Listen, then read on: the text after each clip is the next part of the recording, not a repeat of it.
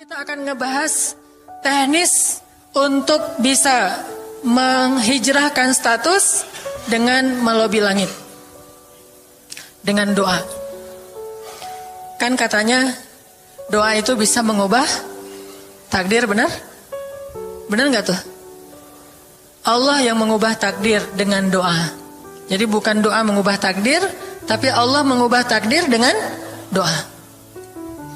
Dan takdir itu bisa dirubah-rubah. Suka-suka Allah dong. Orang Allah yang nulis takdir, yamhullahu ma yasha'u wa yuthbit, kata Allah. Allah bisa menghapus apa yang Dia tulis dan bisa menetapkan. Jadi gak usah pesimis, gak usah putus asa dulu. Wah, kayaknya memang takdirnya gak bisa.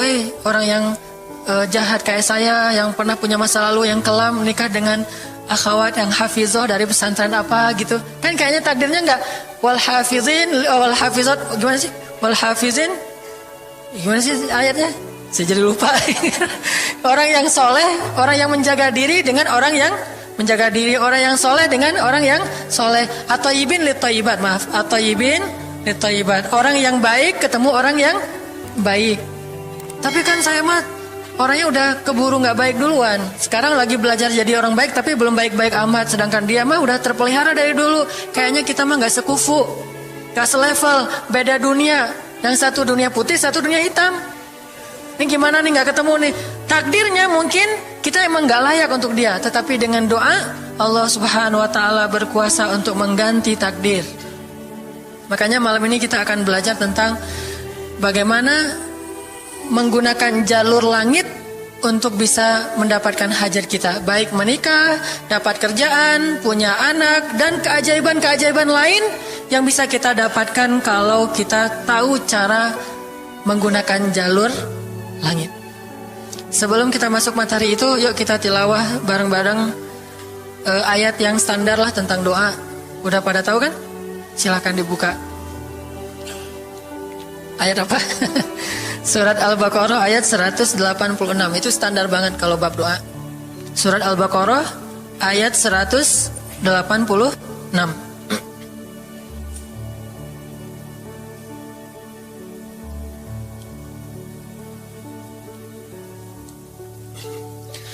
A'udzu billahi minasy syaithanir rajim.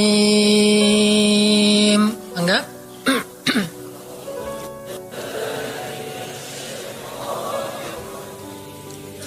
Bismillahirrahmanirrahim.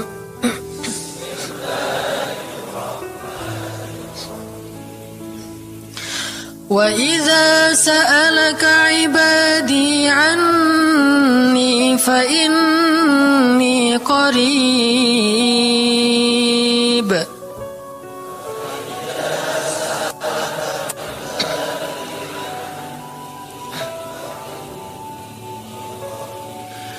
Ujibu da'watad da'i idza da'an.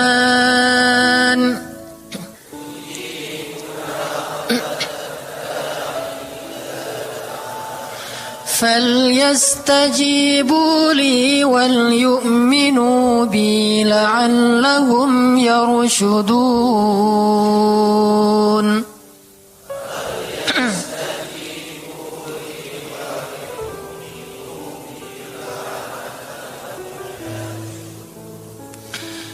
Dan apabila hamba-hambaku bertanya kepadamu tentang aku, maka jawablah bahwasanya aku dekat. Aku mengabulkan permohonan orang-orang yang berdoa kepadaku apabila dia memohon kepadaku. Maka hendaklah mereka memenuhi segala seruanku dan hendaklah mereka beriman kepadaku agar mereka selalu berada dalam kebenaran. Shadaqallahul azim. Teman-teman yang dirahmati Allah subhanahu wa ta'ala, ayat ini adalah ayat, kalau kita kasih judul, ayat ini tuh janji Allah kepada orang yang berdoa. Janji Allah kepada orang yang berdoa. Makanya doa itu benar-benar senjata orang mukmin, melebihi senjata apapun yang dimiliki oleh seseorang. Paling dahsyat itu kalau punya doa. Jadi kalau orang yakin kepada Allah, maka dan keyakinan dia kepada Allah lebih besar daripada keyakinan dia kepada apapun, maka selama dia masih bisa berdoa kepada Allah, dia tenang. Ada masalah dikit, oh Ilahi. Ada masalah dikit, Ilahi. Ada masalah dikit, Rabbi. Terus saja. Ada masalah sepele apapun, minta ke Allah. Ada masalah apapun, minta ke Allah. Dan kata Nabi, janganlah kalian menjadi lemah dalam berdoa, karena sesungguhnya tidak akan binasa seseorang selama dia masih berdoa kepada Allah. Itu hadis Nabi dari Aisyah. Janganlah kalian menjadi lemah dalam berdoa, artinya jadi pundung, jadi putus asa dalam berdoa, karena tidak akan binasa seseorang selama dia masih berdoa kepada Allah Subhanahu wa taala. Jadi kalau kita masih terus mengharap dan meminta kepada Allah, kita nggak akan binasa, kita nggak akan kalah, kita nggak akan rugi. Dan kata para ulama, segala sesuatu di dunia ini akan pergi dan tidak kembali. Ini clue penting nih, bisa dicatat. Segala sesuatu di dunia ini akan pergi dan tidak akan kembali kecuali doa. Dia pergi dan dia pasti akan kembali. Segala sesuatu kalau udah pergi di dunia ini nggak akan kembali lagi. Kalau pergi di sini maksudnya pergi kepada Allah. Tapi kalau doa pergi ke Allah, dia pasti akan balik lagi kepada yang meminta. Satu-satunya yang pergi ke Allah dan kembali di dunia ini hanyalah doa. Makanya ayat ini kalau kita kasih judul adalah janji Allah kepada hambanya yang berdoa. Allah berjanji, apa kata Allah? Inni qaribun. Aku itu dekat. Maksudnya gak mungkin aku gak dengar doa kalian.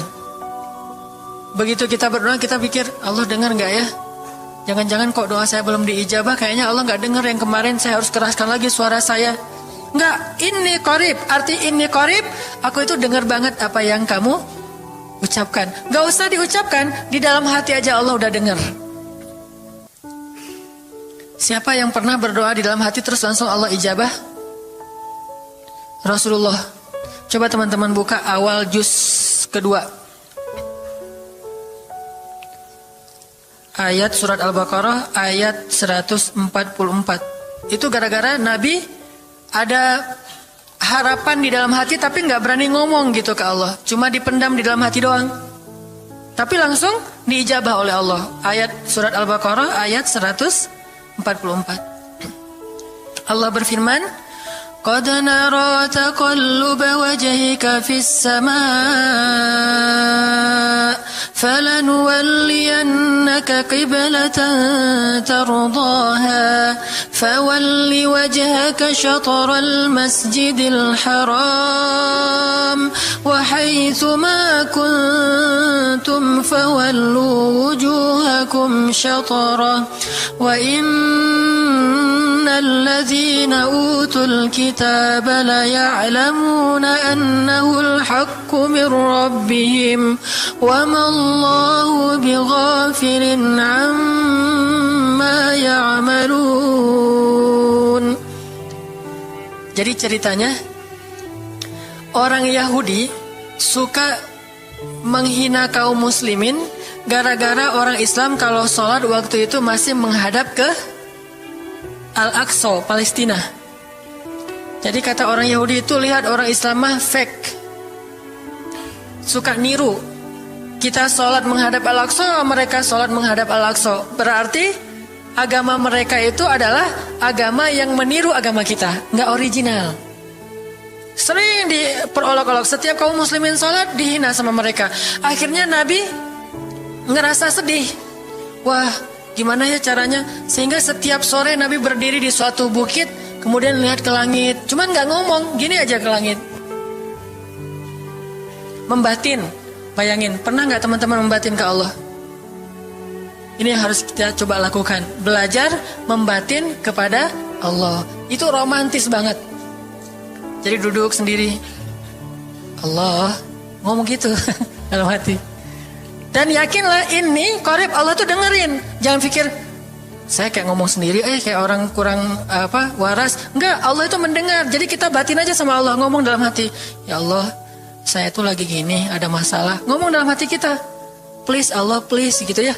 Nah, itu kalau kita membatin, inni qaribun wa asirru qaulakum awijharu bih innahu alimun bidzatis sudur. Jadi Nabi nggak enak mau ngomong, ya Allah tolong dong pindahin kiblat dari Masjidil Aqsa ke Masjidil Haram. Soalnya daripada dikata-katain melulu sama orang Yahudi, mau ngomong kayak gitu tuh nggak enak sama Allah. Malu Rasul ke Allah. Masa kiblat aja minta dipindahin. Akhirnya Nabi cuma ngelihat ke langit aja tiap hari. Udah selesai pulang. Besok lihat lagi ke langit. Turunlah ayat ini. Sesungguhnya kami telah melihat bagaimana kamu selalu menengadahkan wajahmu ke langit. Maka kami palingkan kiblat ke arah yang kamu sukai. Coba lihat. Turun wahyu untuk merespon doa Nabi yang bahkan belum diverbalkan. Belum diucapkan dengan kata-kata, tapi Allah udah ngerespon. Ini kan keajaiban doa nih. Cuman kita seringnya ngerasa udah minta berkali-kali kok nggak dikasih-kasih. Kita belajar sekarang. Rasul nggak usah minta pakai verbal, cuman membatin doang dalam hati, Allah udah ngasih. Pernah nggak teman-teman ngerasa kayak gitu? Ada kepengen sesuatu, tiba-tiba terwujud. Pernah kan? Tapi kepengennya yang baik-baik. Pengen misalnya, aduh, saya pengen banget umroh. Cuman mau ngomong kayak gitu mah, saya mah orangnya kayaknya nggak mungkin bisa umroh kalau ngandalin harta. Orangnya nggak mampu, kerjanya juga pas-pasan. Gimana mau umroh, untuk makan aja susah. Tapi pengen banget dalam hati kita. Dan itu rindunya tuh rindu banget. Setiap kali ngelihat video atau tayangan di TV tentang umroh dan haji, menitikkan air mata. Saking kangennya ke Baitullah. Allah tahu itu dalam hati kita. Tiba-tiba ada jalan. Ada aja jalannya. Dan bisa dikasih sedekah, bisa juga hadiah, bisa juga door prize, bisa juga macam-macam. Pokoknya ada jalan aja, tiba-tiba bisa umroh. Dan saya sering banget membawa orang umroh. Di antara jamaah itu selalu ada 1 atau 2 orang yang umrohnya itu miracle, keajaiban dari Allah. Ketika saya cari tahu alasannya apa, ternyata emang dia dari dulu pengen banget umroh, cuman nggak bisa ngandelin hartanya. Allah kasih jalan yang lain. Bukankah Allah itu memampukan yang diundang, bukan mengundang yang mampu? Kan itu yang sering kita dengar kan? Allah tidak mengundang yang mampu, tetapi memampukan yang diundang. Kalau udah Allah undang, pasti mampu. Kalau Allah nggak ngundang, walaupun dia mampu nggak akan bisa. Jadi Allah bukan mengundang yang mampu, tetapi memampukan yang diundang. Sehingga kita kalau hati kita kayaknya pantas diundang, Allah undang tuh. Begitu juga dalam urusan rezeki. Aduh, saya pengen kerjaan yang kerjaannya itu lebih halal, lebih nyaman, bisa sholat berjamaah tepat waktu, ada waktu juga buat keluarga, bisa juga berdakwah ke teman-teman. Akhirnya membatin kita itu karena kuat banget, Allah wujudkan. Ini artinya Allah qaribun, Allah maha dekat. Sehingga kalau kita pengen doa kita itu powerful, belajar dari as-siqah billah. Tips pertama adalah as-siqah billah. Percaya deh sama Allah. Percaya sama Allah. Jangan berdoa dengan ragu-ragu. Kayak kita datang kepada seseorang untuk minjem duit, tapi kita ragu. Dia nih kayaknya orangnya susah kalau dipinjemin. Kalau minta dipinjemin gitu. Ini saya lagi ada masalah dikit nih. Boleh minta bantu nggak? Apa? Gimana ya ngomongnya? Susah ngomongnya tuh ragu-ragu gitu kan ya. Akhirnya kita ngomongnya tuh nggak enak, nggak nyaman, membuat dia juga ngasih ke kita juga ragu-ragu. Akhirnya nggak nyaman tuh hubungan kita sama dia. Tapi kalau kita yakin banget sama dia orangnya baik, kalaupun dia nggak ngasih dengan cara yang kita minta, kita yakin bahwa dia tuh pasti akan nolong kita. Sehingga kita akan curhat masalah kita itu dengan tulus, bahwa kita punya masalah kayak gini-gini, bukannya kita mau minta-minta, cuman sifat dari manusia itu saling tolong menolong. Kita beritahu masalah kita dan kita yakin dia pasti akan nolong kita. Kalau nggak bisa ngasih duit, dia akan minta tolong kepada orang lain yang mungkin bisa membantu kita. Dia akan ngasih link, dia akan memediasikan kita. Oh, aduh maaf ya, saya juga lagi sekarang lagi butuh uang. Ini lagi nabung-nabung juga, sama kita mah lagi sama-sama pengen hijrah status. Cuman nih saya kenal ada temen nih yang dia alhamdulillah orangnya tuh suka banget bantu orang lain. Mungkin saya bisa merekomendasikan, saya bisa bantu kamu, ayo kita jalan bareng, ngomong sama temennya. Pokoknya kita yakin dia bisa nolong. Nah kalau kita yakin, percaya sama Allah, Allah itu gak butuh perantara. Allah bisa nolong kita dengan cara apapun. Walaupun takdirnya udah ditulis, kamu tuh gak akan punya istri sampai meninggal dunia. Ya Allah, masa gitu sih? Gak akan punya istri. Ya Allah, tapi gimana, masa saya mau hidup sendiri terus? Kamu gak akan punya istri, kata malaikat teh. Ini orang doanya, katakan malaikat dengerin doa kita ya. Kalau di hati malaikat nggak tahu, tapi kalau di lisan kita doa, ya Allah, beri saya seorang suami yang benar-benar bisa mendidik agama saya. Kata malaikat, Neng, ganti doa yang lain aja tuh Neng. Itu mah takdirnya udah ditulis, Neng gak akan punya suami, kata malaikat. Kita mah walaupun malaikat ngomong gitu, biarin aja. Ya Allah, Engkau Maha Rahman, Maha Wadud, Engkau bisa mengubah takdir. Kata malaikat, ya juga sih, cuman takdirnya udah ditulis Neng. Ya Allah, terus aja tiba-tiba tok, Assalamualaikum, Waalaikumsalam. Ayahnya nemuin, ternyata pas kita nguping dari kamar, wah itulah calon pangeran kita yang datang untuk melamar kita, calon raja, calon imam. Malaikat heran-heran, wah subhanallah nih si Enang ini gak putus asa dalam meminta. Kita juga gitu, doa aja terus. Walaupun takdirnya sudah ditulis, karena Allah bisa mengubah takdir lewat doa dan harapan. Masih ingat cerita seorang ibu di zaman Nabi Musa dulu? Yang datang kepada Nabi Musa bilang, ya Nabi Allah, ya Kalim Allah, saya gak punya anak, udah tua kayak gini, bisa gak ya? Saya minta tolong Nabi Musa doa kepada Allah supaya saya punya anak. Kata Nabi Musa, bisa aja sih, nggak apa-apa ibu. Ya udah saya doain, ya Allah, ini ada ibu minta anak. Kata Allah, ya Musa bilang ke dia nggak akan punya anak, itu sudah takdirnya. Kata Nabi Musa, ibu maaf, udah ada jawaban nih dari Allah. Gimana ya Nabi Musa? Allah bilang takdir ibu nggak akan punya anak. Oh gitu ya, ya udah deh pulang. Sampai di rumah, ya Rahim, ya Rahim, doa aja terus. Besok datang lagi, karena dia pengen tahu kabar dari langit. Nabi Musa itu bisa bicara ke langit. Ya Nabi Allah, saya mau tahu nih, kira-kira Allah sudah memperkenalkan belum ya permintaan saya? Permintaan apa? Pengen punya anak. Tapi kan kemarin udah, kata Allah takdirnya gak akan punya anak. Ya coba aja dulu sekali lagi, siapa tahu sudah mau. Sekarang Allah memperkenankan. Wah ini benar-benar dia husnuzan sama Allah. Siqah, percaya sama Allah. Gak percaya kepada yang lain, percaya sama Allah aja. Nabi Musa karena udah terus aja direngekin minta gitu. Nabi Musa bilang, ya Allah, ini ada ibu yang kemarin, gimana dong ya Allah? Kata Nabi Musa, kata Allah, ya Musa, takdirnya dia gak akan punya anak. Bilang sama dia, ibu, udah terima aja takdir ibu gak akan punya anak. Oh ya, pulang lagi. Ya Rahim, terus saja sepanjang malam, sepanjang hari doa. Berhari-hari datang lagi kepada Nabi Musa. Ya Nabi Allah, udah berubah belum? Udah mau belum Allah ngasih saya anak? Kan udah kemarin takdirnya, tapi coba lagi, sekali lagi aja. Nabi Musa minta lagi ke Allah, kata Allah masih yang sama, pulang lagi. Gak datang-datang lagi ke Nabi Musa. Setelah beberapa bulan, datang-datang bawa bayi. Assalamualaikum, udah semangat sekarang, beda gitu ya. Kalau dulu Assalamualaikum, melas gitu ya. Sekarang Assalamualaikum, hai Nabi Musa. Kata ibu, ibu yang kemarin? Ya itu siapa? Anak saya. Anak ibu? Anak kandung maksudnya, bukan nyuri. Nggak, anak kandung saya ini Nabi Musa. Wah, Nabi Musa nggak wah sih, subhanallah kalau Nabi Musa. Kalau saya mah wah gitu ya. Kalau Nabi Musa, masya Allah. Nabi Musa tanya ke Allah, ya Allah, itu ibu yang kemarin katanya takdir nggak akan punya anak, kok bisa punya anak? Ceritanya gimana Allah?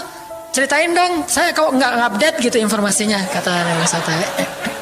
Allah ngasih update. Kata Allah, Musa, setiap kali aku bilang dia gak akan punya anak, dia terus berdoa dengan menyebut Ya Rahim, Ya Rahim. Allah itu kan senang banget dipuji, dan Allah lebih berhak untuk dipuji. Kalau kita senang dipuji gak baik. Kalau Allah senang dipuji, emang punya hak untuk dipuji kan? Allah senang dipuji. Dia bilang Ya Rahim, kamu bilang gak akan punya anak, dia bilang Ya Rahim, terus saja berharap. Wahai Musa, sesungguhnya rahmatku mendahului takdir.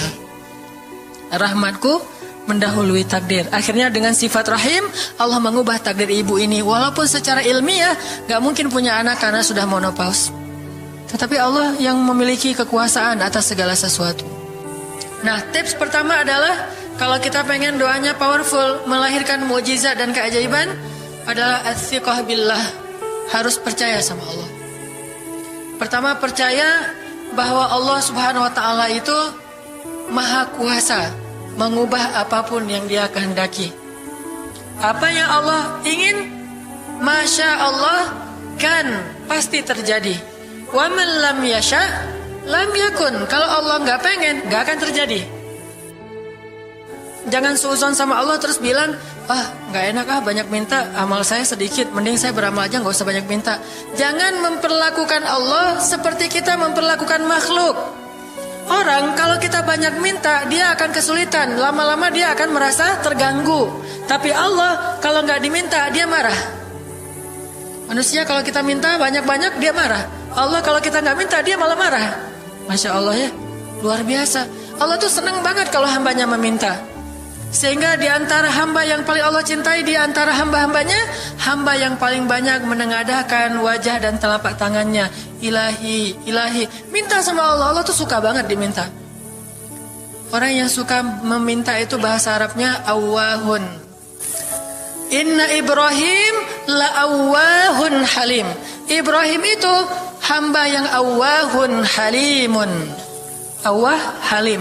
Halim itu artinya menahan amarah. Awwah da'a. Da'a artinya banyak berdoa.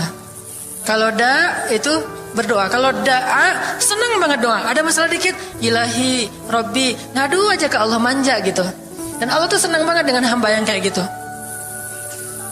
Sehingga sampai Nabi mengatakan, mintalah kepada Allah walaupun cuman garam. Garam aja minta ke Allah. Sepele banget masalah kita.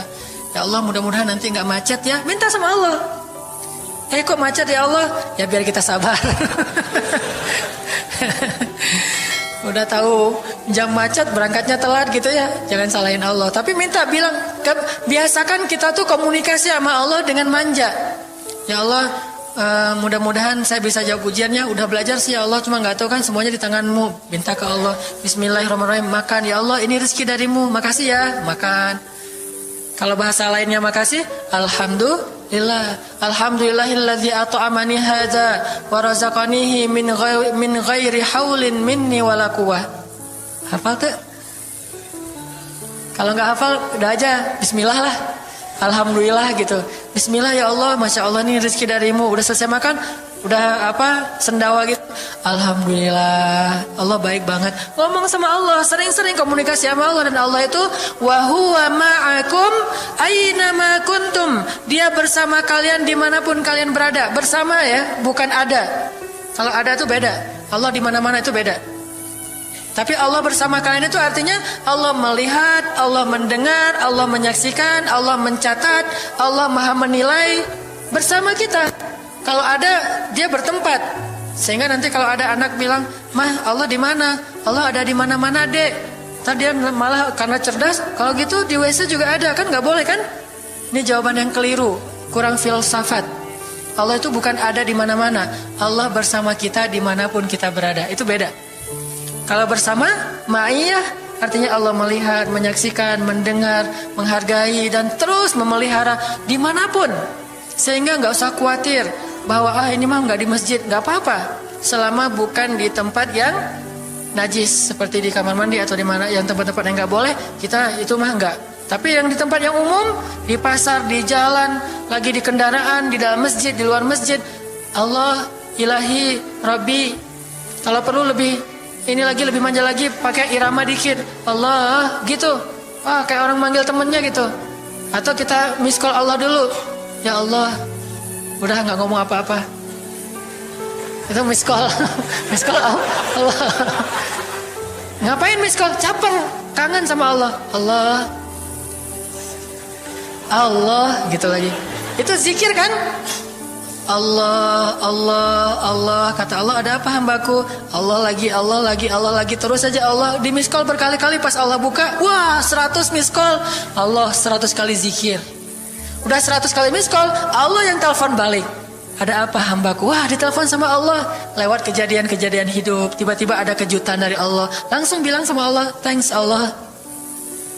Kan romantis tuh sama Allah. Jangan cuma sama cewek doang bilang thanks, segala macam bahasa-bahasa yang keren. Sama Allah juga harus keren. Tapi setelah thanks, alhamdulillah, karena itu yang paling baik. Intinya harus percaya sama Allah. Allah tuh senang banget didoain, kita berdoa kepadanya gitu. Allah tuh senang. Terus makna percaya sama Allah juga, kita percaya bahwa Allah itu nggak akan ngecewain orang yang berdoa. Ujibu da'watad da'i idza da'an. Aku pasti mengijabah doa hamba-hamba yang berdoa kepadaku. Enggak usah khawatir, pasti diijabah. Tapi kok masih belum aja Ustaz? Nah, kita harus belajar apa itu makna diijabah. Jangan-jangan Allah udah mengijabah, kita nggak ngerti. Kayak ada analogi tentang orang yang tenggelam, terus dia meninggal sambil menuduh Allah, Allah kok nggak nolong saya? Bukankah aku sudah mengirim pelampung? Jadi pelampung itu cara Allah menolong kita. Kita berharap ditolongnya tiba-tiba selamat aja di pantai. Nggak kayak gitu. Allah punya cara. Sehingga kita harus belajar memahami maksud Allah. Allah maksudnya apa? Di antara cara Allah mengijabah, kata para ulama, satu, Allah mengijabah persis seperti yang kita minta. Dua, Allah mengijabah yang lebih baik dari yang kita minta. Yang ketiga, Allah kalau nggak ngasih persis, ngasih yang lebih baik, dikasih di akhirat. Bahkan itu lebih keren daripada di dunia. Kok di akhirat sih? Ntar dulu. Akhirat itu jaraknya nggak jauh dengan kita. Cuma 60 tahun. 60 tahun tuh cepat banget loh. Sekarang rata-rata usianya berapa? Bahaya kalau nanya usia. Kalau saya mah udah setengah, udah 30-an tahun. Teman-teman pasti masih 17 ya. Angkat tangan yang 17. Nggak ada, di bawah 20 tahun, di bawah 20 tahun. Yang di atas 40. Nggak berani angkat tangan, ada sih. Artinya waktu 60 tahun itu nggak lama, sebentar doang. Jadi analoginya gini, kita lagi kuliah, pengen nikah. Terus kita naksir sama seorang cewek cantik banget. Dan saking cantiknya sampai kita cuma bisa bermimpi. Wah, saking cantiknya kayaknya nggak mungkin banget buat kita. Tiba-tiba ayahnya bilang, "Dek, kamu senang sama anak saya?" "Yang mana, Pak?" Masih nanya yang mana. Takutnya yang tadi kebalik. Ini yang lagi yang lagi kuliah yang namanya si Fulanah misalnya. Sebutlah namanya Nisa apa gitu ya. Terus dia bilang, "Boleh. Bapak setuju kamu nikah sama anak saya, tapi ditunda dulu sampai kamu lulus kuliah." Kita seneng gak tuh? Sampai lulus kuliah, nggak apa-apa. Masa kita mau bilang, nggak mau Pak kalau lulus kuliah, mending nggak usah deh, saya mau yang sekarang. Pasti nggak gitu kan? Karena kita tahu ini cantik banget, keren banget, soleha banget, idola banyak cowok-cowok di kampus, dikasih buat kita. Syaratnya cuma satu, tunggu lulus kuliah 4 tahun lagi. Pasti kita akan sabar banget menanti itu. Nggak mungkin kita bilang, "Pak, Bapak kalau nawar yang serius dong, 4 tahun mah lama tuh Pak." Yang kedua, tips supaya doa kita powerful. Kalau doa sama Allah itu yang romantis. Bahasa Arabnya munajat, curhat sama Allah. Dan doa itu ibadah, bukan sekedar permintaan, bukan cuma request, tapi ibadah. Jadi kalau orang rajin doa sama Allah itu akrab sama Allah. Dan kalau akrab jadi romantis sama Allah, enak gitu, hubungannya dengan Allah tuh adem banget, nyaman banget. Pas dia berdoa, Ilahi, gini ngomong kayak Nabi Zakaria yang tadi di surat Maryam pas sholat rakaat kedua. Apa kata Zakaria? Ini bentuk curhatnya Zakaria. Qala rabbi inni wahanal azmu minni washta'ala ar-ra'su shayba wa lam akun bidu'aika rabbi syaqiyya. Nabi Zakaria doa romantis, suaranya pelan. Wadhkur fil dzikru rahmati rabbika 'abdahu Zakaria idz nada rabbahu nidaan khafiyya. Zakaria tuh kalau doa tuh lirih banget suaranya. Lembut banget. Jadi duduk sendiri, Ilahi ya Allah, bersenandung seperti Nabi Daud. Romantis sama Allah, bukan ya Allah, itu mah doa khusus untuk perang itu mah. Doain Palestina, doain Suriah itu harus tegas. Kayak Nabi kalau berdoa itu dengan menelunjuk.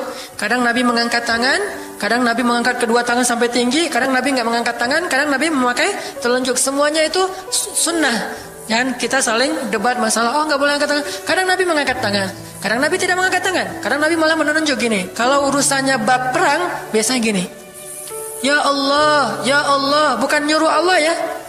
Beda kesannya nunjuk Arab dengan nunjuk Indonesia. Kalau Arab, ngapain lo nunjuk gue? Kan gitu ya. Kalau Allah mah nggak kayak gitu. Allah pakai bahasa Arab, jadi pakai filsafat Arab. Nunjuk itu maknanya sangat berharap dan tegas gitu. Jadi kita doa pelan. Ya Ilahi, inni wahanal azmu minni washta'ala ar-ra'su shayba wa lam akun bidu'aika rabbi syaqiyya. Ya Allah, tulang saya udah lemah, Rambut saya sudah beruban semuanya, tidak ada satu helai pun yang hitam. Tapi saya belum pernah berputus asa dari berdoa kepadamu ya Allah. Ini namanya curhat. Wa inni khiftul mawaliya min warai. Ya Allah, saya takut banget kalau saya meninggal tidak ada yang meneruskan dakwah saya, sedangkan Bani Israel itu mudah tergelincir. Fahabli min ladunka waliya. Ya Allah, beri saya seorang anak. Walaupun istri saya sudah mandul, tapi saya terus berharap kepadamu ya Allah. Ya Allah, please gitu. Waj'alhu rabbi radhiya. Ya Allah, jadikan anak itu yang sangat engkau ridhoi. Minta Nabi Zakaria ke Allah. Tiba-tiba dapat kejutan. Ya Zakaria, inna nubashiruka bi ghulam. Wahai Zakaria, bergembiralah, kamu akan punya seorang anak laki-laki. Itu hasil curhat ke Allah. Langsung Allah kasih nama. Ismuhu Yahya, lam naj'al lahu min qablu samiyya. Namanya Yahya, kata Allah. Jangan cari lagi di Google. Udah ada namanya tuh, nggak perlu lagi nyari di googling gitu nama yang bagus apa gitu kan ya. Lagi serius-serius. Ismuhu Yahya, itu sebaik-baik nama. Namanya datang dari langit. Ismuhu Yahya, lam naj'al lahu min qablu samiyya. Belum pernah ada anak sesoleh dia di muka bumi. Wah, ini first nih, anak paling soleh. Terus kata Allah, wahananan, anaknya lemah lembut. Wazakatan, anaknya suci. Wataqiya, anaknya bertakwa. Namanya Hanan At-Taqi. Itu mah doa ya, bukan GR. Karena saya juga belum bertakwa. Hanya Allah yang tahu siapa yang paling bertakwa. Terus apa lagi sifatnya? Wa barram biwalidayhi, anaknya sangat berbakti kepada orang tua. Allah kasih spesifikasi anak yang Allah pengen ngasih ke Zakaria. Itu luar biasa sifat-sifatnya. Wa barran biwalidayhi, enggak pernah nyakitin orang tua. Walam yakun jabbaran 'asiyya, enggak pernah berlaku kasar, tidak pernah bermaksiat, enggak pernah berdosa tuh Yahya. Wassalam, Allah menjaga dia. Wassalamun alaihi yauma wulida, Allah jaga dia ketika dia lahir. Wa yauma yamutu, ketika dia wafat. Wa yauma yub'atsu hayya, ketika dia dibangkitkan. Wah, ini dijamin dunia akhirat sama Allah. Hasil munajat. Allah kasih kejutan yang paling istimewa. Makanya bermunajatlah kepada Allah. Ya Allah, titikkan air mata, ngomong sama Allah masalahnya apa. Ya Allah, saya pengen nikah banget. Bukan apa-apa ya Allah, saya pengen punya keturunan yang soleh-solehah. Saya pengen sholat berjamaah waktu tahajud. Saya pengen diimami oleh seorang imam yang baik bacaannya, yang soleh. Saya pengen mendidik anak saya berdua dengan pasangan saya. Saya pengen yang baik-baik, sebutin. Pengennya kita, hajat kita itu apa. Cuman ya Allah, saya kurang modal. Ngomong Allah kayak gitu. Gak apa-apa pakai gaya-gaya kita sendiri, gaya Sunda, gaya apa, bebas lah. Ya Allah, kurang modal banget, gimana nih ya Allah. Tapi kan engkau maha kaya ya Allah, bilang gitu. Dan Allah akan mengatakan, lihat hambaku memujiku. Kan kayak kita bilang, alhamdulillahi rabbil alamin. Allah bilang, hambaku memujiku. Ar-Rahmanir-Rahim, hambaku mengagungkanku. Maliki yaumiddin, hambaku gimana sih hadisnya tuh? Kan gitu kan ya. Allah merespon setiap ucapan hambanya. Jadi kita bilang, tapi kan engkau maha kaya ya Allah. Oh iya benar. Cuman saya belum juga nemu siapa calonnya ya Allah. Nah, tapi kan engkau maha tahu ya Allah. Oh iya. Nanti Allah tiba-tiba dalam mimpi disebutin gitu. Wah, jelas spesifikasinya, wajahnya kayak gini, senyum-senyum ke kita di dalam mimpi gitu ya. Terus kasih kartu nama. Pas kita bangun ternyata kartu namanya ada di tangan kita. Cie, kayak di film. Bisa gitu. Tiba-tiba ke save di HP kita ada nama yang saya perasaan nggak pernah nge-save nomor ini deh. Malaikat yang nge-save. Itu semuanya mukjizat dari Allah. Nggak usah khawatir. Allah punya cara. Tadi mah walaupun herai, tapi sebetulnya pesannya adalah Allah itu punya banyak cara untuk menolong hambanya. Tidak usah kita atur gimana caranya. Bukan kita yang mengatur caranya, kita hanya bermohon kepada Allah. Allah yang punya sekian banyak cara. Allah bisa pakai cara ilmiah, bisa cara yang tidak ilmiah, bisa cara yang berlawanan dengan ilmiah. Ilmiah itu kan ciptaan Allah. Jadi jangan mengukur dengan logika kita. Tapi mengikhtiar dengan logika kita harus. Kalau ikhtiar harus ilmiah. Tapi kalau iman gak perlu ilmiah. Sakit, ikhtiarnya ke dokter. Tapi yakinnya gak boleh yakin sama dokter. Ikhtiarnya seilmiah mungkin. Tapi imannya gak boleh ilmiah, Rabbaniyah. Allah berkuasa dengan ilmiah, tanpa ilmiah bertentangan dengan ilmiah. Allah bisa menciptakan seseorang dari ayah dan ibunya, bisa tanpa ayah tapi punya ibu doang seperti Isa. Atau bisa gak punya ayah, gak punya ibu seperti Adam. Allah bisa menciptakan onta dari induknya, bisa keluar dari batu seperti untanya Nabi Soleh. Allah maha kuasa, makhluk tidak kuasa. Minta sama Allah dengan harapan-harapan yang indah. Munajat. Ini sekarang coba kita dengar bagaimana munajatnya Nabi ketika pulang dari Taif. Nabi itu kan sedih banget pulang dari Taif. Luar biasa dihinanya oleh orang-orang Taif. Di antara penghinaan orang Taif yang masih terekam oleh sejarah itu, orang Taif mencemooh Nabi dengan mengatakan, emangnya benar kamu itu, emangnya benar Allah mengangkat kamu jadi Nabi? Itu penghinaan. Dihina gitu. Muhammad, beneran gitu Allah mengangkat kamu jadi Nabi? Kayak gak ada orang lain, kata orang Taif. Terus ada lagi yang bilang, Muhammad, kalau kamu itu seorang Nabi, saya tidak berani ngomong sama kamu, nanti saya terkutuk. Tapi kalau kamu bukan Nabi, pendusta, ngapain juga saya ngomong sama kamu? Jadi mending gak usah ngomong aja, daripada ngomong dengan pendusta. Intinya dia gak mau ngomong sama Nabi, tapi meracau. Dia bilang, kalau kamu Nabi, kalau saya berdebat kamu, saya akan dikutuk.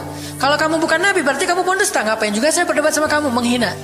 Ada yang bilang, "Wahai Muhammad, pergi kamu, jangan dekat-dekat dengan kampung kami." Disuruh anak kecil mengusir Nabi. Bayangin, bagi orang semulia Rasulullah diusir oleh anak kecil, dikejar-kejar pakai batu kerikil, dilemparin, itu luar biasa. Berat banget perasaan beliau.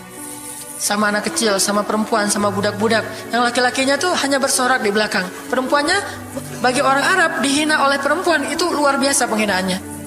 Makanya di Mesir, pengalaman saya ketika di Mesir, orang Mesir itu paling takut sama cewek. Di pasar kalau ada ibu-ibu yang belanja, Mang, bungkusin yang ini, dibungkusin. Nggak jadi deh, yang itu aja. Ya, bungkus lagi. Kayaknya, nggak jadi yang itu aja. Sampai 3 kali, si emangnya nggak boleh marah. Kenapa? Cewek. Itu di Mesir tuh. Kalau di kita, wah, udah habis itu. Nggak usah, cewek yang sebaya, ibu-ibu aja bisa dihina di kita kan ya, nggak menghormati orang tua. Kalau di Mesir, perempuan apalagi yang udah usia orang tua itu sangat dimuliakan. Naik bus gitu, ada ibu-ibu orang Mesir kan gede-gede tuh, naik bus, ya naik bus aja, naik damri gitu susah. Akhirnya barang-barangnya pada diambil sama orang-orang di dalam, dia naik sendiri. Bismillah, masya Allah, gitu-gitu orang Mesir teh kalau lagi naik damri. Pas sudah di atas, semua orang berdiri mempersilahkan dia pilih tempat duduk yang mana. Itu budaya yang mungkin di Singapura juga, pas saya ke Singapura kayak gitu. Tapi kok di Indonesia agak-agak jarang nih. Sering ada laki-laki muda duduk di halte atau di mana tempat-tempat umum, sementara di sebelahnya ada ibu-ibu yang gendong anaknya, tapi nggak ada tempat duduk. Di mana rasa malu dan rasa penghargaan terhadap perempuan. Makanya kalau sampai seorang ribut dengan perempuan di tempat umum, itu di Mesir aib banget. Jadi kalau kita ramai sama seorang cewek atau seorang ibu-ibu di tempat umum, pasti orang-orang Mesir akan marahin kita, nggak marahin dia, walaupun dia yang salah. Ya aib kata orang Mesir. Aib jangan kayak gitu, aib jangan kayak gitu. Tapi kalau kita berantemnya sesama laki-laki, dia akan bilang sallu ala nabi, salawatlah kepada nabi. Kayak gitu cara mendamaikan pertengkaran di Mesir. Dan menurut survei kecil-kecilan saya, orang Mesir itu paling sering bertengkar di bus kalau lagi bulan puasa, lapar soalnya. Itu sering banget, asal bulan puasa ramai di bus. Wah, orang Mesir kan suaranya kencang ya, kayak singa gitu. Wah, ramai di jam 2 orang. Akhirnya yang lain bilang sallu ala nabi, langsung sallallahu alaihi wasallam. Lagi. Tapi dia sempat salawat dulu. Kalau di kita kan apaan sih? Nggak ada hubungannya juga, nggak nyambung, keles gitu. Kalau di Mesir mereka paham, kalau dibilang nabi langsung mereka menghargai sallallahu alaihi wasallam. Terus marah lagi. Ya Amir, sallu ala nabi sallallahu alaihi wasallam. Lagi. Kadang-kadang saking marahnya sallu ala nabinya sambil marah, sallallahu alaihi wasallam saya bilang juga. Jadi sampai ada yang bertengkar 2 orang disikapin dengan bijak Orang Mesir kalau marah tuh suka bilang keledai. Ya Ahmar, wahai keledai gitu. Terus yang orang bijak ini kayaknya educated dosen gitu kayaknya, dia bilang, emangnya ada keledai selain engkau di sini? Terus dia bilang, nggak ada. Ada. Apapun jawabannya salah. Memangnya ada keledai selain kamu di sini? Kalau dia bilang nggak ada, berarti emang kamu sendiri. Kalau dia bilang ada, berarti kamu juga keledai. Cerdas ya, luar biasa nih di Mesir. Saya dapat banyak luar biasa pengalaman. Intinya apa? Perempuan yang mengusir Nabi di Taif, perempuan, anak-anak, budak. Coba gimana perasaan Nabi? Itu benar-benar nelangsa banget, sedih banget. Begitu turun dari Taif, Nabi SAW kemudian istirahat. Habis dikejar-kejar dari pagi sampai sore di kebun kurma, Nabi lagi istirahat. Terus Nabi berdoa. Nih doanya saya bacain ya. Wahai Robku, kepada engkaulah aku adukan kelemahan tenagaku dan kekurangan daya upayaku. Wahai Robku, engkaulah yang maha rahim, engkaulah pelindung orang-orang yang lemah, engkaulah penciptaku. Kepada engkau aku berserah diri ya Allah. Kepada musuh, kepada siapa engkau akan menyerahkanku ya Allah?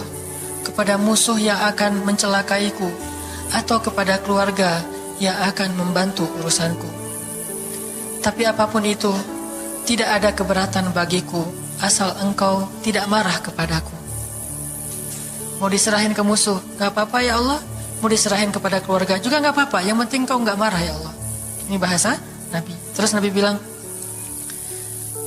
sedangkan kasih sayangmu maha luas bagiku, aku berlindung dengan cahaya wajahmu yang mulia, yang menyinari langit dan menerangi segala yang gelap, dan atasnya lah teratur segala urusan dunia dan akhirat. Dari engkau menimpakan atas diriku kemarahanmu, aku berlindung dari kemarahanmu ya Allah, dari juga azab-azabmu. Kepada engkaulah aku adukan perihalku, sehingga engkau ridho, tiada daya dan upaya melainkan dengan kekuasaanmu ya Allah. Tapi ini kalau kita baca dengan versi Arabnya lebih romantis lagi. Versi terjemah memang agak kaku. Kalau kita tahu bahasa Arabnya, ya Allah, tidak masalah aku diperlakukan kayak gini.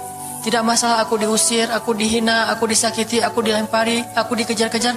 Yang penting engkau tidak marah kepadaku. Coba, gimana Nabi itu cinta sama Allah. Mendengar doa Nabi yang romantis banget sambil menitikan air mata, tubuhnya banyak bekas luka lemparan batu, bajunya itu kotor. Malaikat itu sampai gak tega, sampai Jibril turun. Wahai Muhammad, kata Jibril. Ya Rasulullah, wahai kekasih Allah, kata Jibril. Allah maha mengetahui apa yang telah terjadi pada dirimu terhadap orang-orang ini. Allah telah memerintahkan malaikat gunung untuk mentaati perintahmu ya Rasulullah, kata malaikat. Jadi kayak ada seorang anak yang nangis sedih, tiba-tiba datang ayahnya ngelus-ngelus gitu, menenangkan dia. Ya Rasulullah, Allah udah memerintahkan malaikat gunung kok, jadi menghibur gitu. Jangan sedih ya Rasul, jangan sedih, gak apa-apa, itu malaikat gunung udah siap tuh, apapun yang kamu perintahkan. Langsung malaikat gunung siap-siap gitu. Terus kata malaikat gunung, ya Rasulullah, wahai kekasih Allah, perintahkan saja kepada kami apapun. Jika engkau mau, kami akan timpakan 2 gunung ini kepada penduduk Taif, sehingga mereka mati terhimpit oleh gunung-gunung yang kami timpakan. Perintahkan ya Rasulullah, perintahkan. Kata Rasulullah, tidak wahai para malaikat. Kalaupun mereka tidak beriman hari ini, aku berharap kepada Allah, anak cucu mereka kelak akan beriman. Nabi gak sakit hati kepada orang Taif. Dan Nabi juga tidak marah kepada Allah ketika beliau diperlakukan oleh hamba-hamba Allah kayak gitu. Tetapi yang penting Allah jangan marah sama saya ya. Kalau bahasa kita mah, ya Allah maaf ya saya jadi kayak gini nih. Tapi Allah gak marah kan? Gitu banget tuh sama Allah coba. Dia udah habis-habisan, kemudian belum berhasil dakwahnya, masih takut sama Allah. Kayak kita ngedakwahin teman kita, terus kita dicela sama teman kita, dimusuhi oleh teman kita gak marah sama dia, gak marah sama Allah. Gak bilang, Allah itu sih susah ya dakwah. Gak ngomong kayak gitu. Ya Allah maaf ya dia belum menerima dakwah saya. Ini pasti karena saya gak benar nih nyampainnya. Ya Allah jangan marah ya sama saya, besok saya coba lagi gitu sama Allah. Terus ke orangnya gak marah karena mungkin dia fa'innahum la ya'lamun, mereka tidak mengerti. Besok akan dicoba lagi, didakwahin lagi, diajak lagi, terus aja kayak gitu. Ini munajat Nabi kepada Allah SWT. Sehingga gara-gara munajat itu malaikat turun. Sama kayak munajat curhatnya Nabi Yunus. La ilaha illa anta subhanaka inni kuntu minadh zalimin. Subhanallah. Nabi Yunus tuh bermunajat di dalam perut ikan, lirih banget, suaranya tuh pelan banget. Tapi suara yang pelan itu menggetarkan arasy Allah Subhanahu wa taala. Kita udah teriak-teriak pakai mic, nggak ada yang bergetar. Nabi Yunus kalimatnya sederhana, tetapi dari hati banget. Benar-benar curhat. Ya Allah, tidak ada ilah selain Engkau. Aku ini udah zalim terhadap diriku sendiri. Ya Allah, maafin saya, maafin saya. Subhanallah, subhanallah, Engkau maha suci, saya ini kotor. Engkau maha suci, saya ini kotor. Terus saja sampai suara Nabi Yunus di dalam perut ikan, di dalam laut yang dalam itu menggetarkan arasy Allah di langit ketujuh. Tiba-tiba malaikat arasy bertanya, suara siapa ini ya Allah? Begitu indah, begitu lembut, meminta ampun kepadamu ya Allah. Kata Allah, itu suara hambaku Yunus. Apa yang dia minta ya Allah? Dia minta ampun kepadaku. Ya Allah, please ampunin dia ya Allah, please. Kata malaikat-malaikatnya. Semua malaikat meminta ampun untuk Yunus alaihissalam. Sehingga kemudian Allah mengatakan, ya sudah, aku ampuni dia. Tiba-tiba Nabi Yunus diselamatkan. Curhat sama Allah. Kalau ada masalah, bilang ke Allah. Apapun, ya Allah. Duduk sambil bersandar di pohon. Ya Allah, coba buka surat Al-Qasas. Gimana Nabi Musa itu suka curhat kepada Allah. Surat Al-Qasas, surat 28 ya. Ayat nih ya. Ayat 16 coba. Ketika Nabi Musa nggak sengaja bunuh orang Kipti, Egyptian. Rabbi, ini zalamtu nafsi, faghfirli ya Rabbi. Ya Rabbi, saya tuh udah zalim, maafin saya ya Allah, ampuni saya. Ada masalah dikit, ngomong ke Allah. Habis ada kesalahan, ngomong ke Allah. Terus dia bilang lagi, Rabbi, ayat 17, bima an'amta alayya falan akuna zahiran lil mujrimin. Ya Allah, janganlah Engkau jadikan aku termasuk orang-orang yang berdurhaka atau berbuat dosa. Udah. Terus ada masalah lagi. Nabi Musa diusir dari Mesir, dikejar-kejar sama tentara Firaun di ayat 21. Apa kata Musa? Rabbi, najjini minal qaumiz zalimin. Ya Rabbi, selamatkan saya dari orang-orang yang zalim. Ngomong lagi ke Allah. Udah, Nabi Musa pergi sekarang. Kemana perginya? Dari Mesir ke Yordania, Madian kalau bahasa dulu. Pergi tuh. Begitu pergi ke Madian, bilang lagi ke ayat 22. Asa Rabbi ayyahdiyani sawa asabil. Mudah-mudahan Allah kasih saya jalan ya. Ya Allah, tunjukin dong saya jalan harus kemana nih. Saya nggak tahu harus kemana larinya. Allah tunjukin. Jalan sampai ke Madian. Begitu udah selesai adegan menolong dua orang perempuan yang sedang memberi minuman ternak, Nabi Musa capek kan? Udah seharian jalan, kemudian kurang makanan, sendiri, nggak jelas negeri yang beliau tuju. Akhirnya beliau bersandar di sebuah pohon di ayat 24. Terus beliau mengatakan, Rabbi, inni lima anzalta ilayya min khairin faqir. Ya Allah, saya butuh banget kebaikan darimu ya Allah. Saya sekarang lapar, saya haus, saya nggak punya tempat tinggal. Saya sangat butuh kepada kebaikan darimu. Bilang ke Allah. Tiba-tiba habis doa kayak gitu, datanglah cewek itu dengan malu-malu kan. Ayat berikutnya, ternyata cewek itu adalah bakal jadi istri Musa. Jadi kalau ada apa-apa bilang ke Allah. Gak sengaja ngelihat Instagram, oh ada yang cantik, Rabbi, yang ini nih, yang saya gak sengaja gitu. Tapi jangan dikepoin ya, dan jangan terlalu lama ngelihatnya, sekilas saja. Atau minimal kalau nggak yang ini, yang kayak gini ya Allah, ya Allah, gitu. Ngomong nanti ketika selesai sholat. Makanya banyak-banyak doa sama Allah. Dan yang romantis, yang lembut, banyak-banyak berzikir. Jadi sebelum doa itu tasbih dulu. Tasbihnya dengan bahasa yang kita nyaman. Subhanallah, subhanallah boleh. Atau dinyanyikan juga nggak masalah dengan suara yang baik. Bukankah Nabi menyuruh kita menghiasi Al-Quran itu dengan suara kita? Dan diantara isi Al-Quran adalah zikir. Kita bisa bilang Subhanallah, Subhanallah, Subhanallah. Coba kayak gitu malam hari sendiri. Pasti orang yang lewat dekat rumah kita bakalan lari gitu ya, dikirain ada soal. Malam hari zikir di kos-kosan gitu, pada teman-teman pada kabur semuanya. Dikirain ada yang gentayangan. Subhanallah, subhanallah, subhanallah. Jadi kalau teman-teman bersiul, bersiullah dengan zikrullah. Daripada kita bersiul dengan lagu-lagu yang misalnya hanya irama biasa kan ya. Saya udah gak hafal ya lagu-lagu terbaru. Yang dulu-dulu mah yang saya tahu paling kau hancurkan hatiku, hancurkan ya. Nah gitu aja bersiulnya di mobil, kau hancurkan hatiku. Mending kita subhanallah, subhanallah, subhanallah, subhanallah, subhanallah, subhanallah. Biasain aja bersiul dengan nama Allah. Itu namanya miss-callin Allah. Sehingga nanti Allah akan melihat, wah ada hambaku nih menyebut-nyebut nama aku, kan di miss-call tuh caper dulu. Udah gitu baru ya Allah, baru minta sama Allah. Jadi, kalau kita mau munajat, mau romantis, mau curhat sama Allah, sebut nama Allah, agungkan kebesaran Allah, berselawat kepada kekasih Allah, yaitu Rasulullah Shallallahu Alaihi Sayyidina Muhammad. Mau pakai Sayyidina mangga, nggak pakai Sayyidina mangga. Yang penting jangan ribut bab Sayyidinanya. Mau doa aja, nggak ada tuh Sayyidina, rame kan? Gak ini berdoa ada, jadi debat kan ya? Komen, udah aja nggak masalah. Mau pakai Sayyidina mangga, nggak pakai Sayyidina juga nggak masalah. Tergantung mazhab. Ada yang nyaman harus pakai Sayyidina karena saya cinta sama Rasulullah. Ada yang nyaman saya justru karena cinta sama Rasulullah, nggak mau nambah-nambah kayak gimana Nabi mengucapkan aja, mangga. Yang penting salawat. Allahumma sholli ala Muhammad, Allahumma sholli ala Sayyidina Muhammad. Baru minta, ya Allah saya lagi ada masalah gini nih ya Allah, sebutin, curhat sama Allah. Dengan demikian doa kita akan diijabah insya Allah.